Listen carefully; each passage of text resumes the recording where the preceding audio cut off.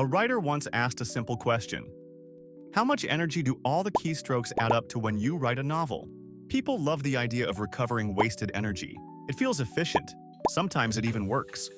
But many ideas that sound great stop making sense once you actually run the numbers. To figure this out, we first need to know how much energy a single key press uses. This has been studied in detail, partly because typing is a major source of repetitive strain injuries.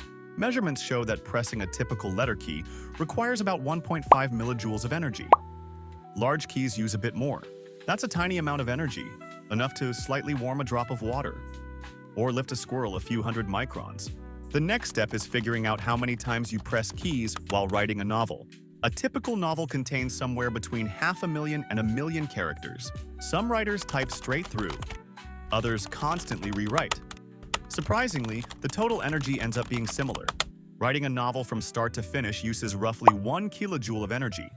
Heavy rewriting might push that to a few kilojoules. To match the energy stored in a single AA battery, you'd need to rewrite the same novel many times over. If each novel takes months to write, then all that energy is spread out over a very long time. Of course, some people type far more than average.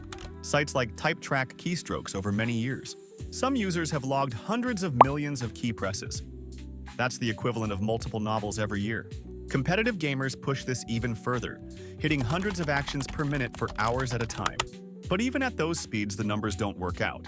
To power a laptop, you'd need to write a novel every 30 seconds. To run a microwave, you'd need 1 novel per second.